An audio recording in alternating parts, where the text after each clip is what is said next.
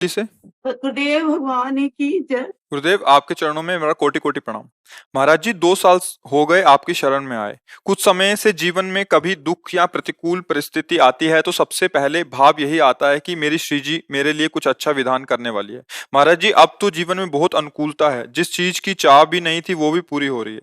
महाराज जी, मुझे इस चीज से डर लग रहा है, कहीं माया में ना फंस जाऊं, मेरा भजन ना छूट हाँ, जाए। आपकी ठीक है कृपा बल सब। से ही जितना भी भजन हाँ, बनता है। बस अनुकूलता में सावधान रहे और प्रतिकूलता में निर्भय हो जाए।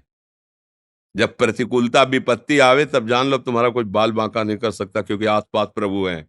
और जब अनुकूलता में विषय भोग और सम्मान मानी, तब डरना चाहिए कि मैं इन पर राजी होकर अपने प्रभु को न भूल जाऊं। अच्छा विचार है, पर इतना नहीं डरना है कि हमें प्रभु से भी भय लगने लगे, ऐसा नहीं डरना है। उनकी जब हमें अनुकूलता मिले तो उनका दुलार है, और जब प्रतिकूलता मिले तो कृपा है। कोई ऑपरेशन हो रहा है, कोई गंदगी है अंदर बढ़ रही है, उसका ऑपरेशन करने के लिए भगवान ने प्रतिकूलता भेज दी। और जब हमें अनुकूलता मिलती है तो लगता है बच्चा है, इसलिए दुलार कर रहे हैं, लो खिलौने। पर हमें फिर फंसना नहीं है। जैसे बच्चा जब रोने लगता है तो माँ की दृष्टि जाती है, अगर वो खेलता रहे तो माँ अपने काम में लगी। रोने का आवाज सुना तो उसके पास खिलौने भेजती, दे दो खिलौने, अभी हम काम में व्यस्त हैं।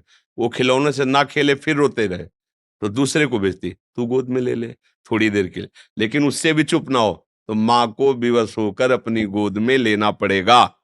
ऐसे ही हमारे प्रभु हैं, पहले खिलौने भेज देते हैं, खेलो इनमें, क्यों रोते हो हमारे लिए।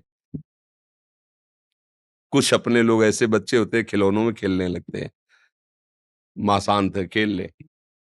जो खिलौनों से नहीं खेलता रोता है, फिर वो अपने निज जनों को, सिद्धियों को जा, फिर भी उसका रोना बंद नहीं होता, नहीं मुझे तो केवल, तो फिर चलो हमारे, जैसे माने गोद में उठा लेती है, उसे चलना नहीं पड़ता। ऐसे भगवान अपनी कृपा में लेके दिव्य लीलाओं में प्रवेश करा देते हैं।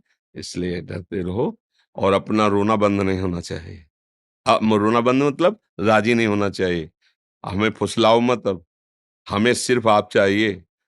आप अब कोई वस्तु, पद, प्रतिष्ठा दे के फुसलाओ मत, हम फुसलने वाले नहीं। हमको तो अब आप चाहिए, आप चाहिए। भक्त का दृढ़ निश्चय होगा ना, तो ये ना अनुकूलता फंसा पाएगी, ना प्रतिकूलता निराश कर पाएगी, और वो आगे बढ़ जाएगा।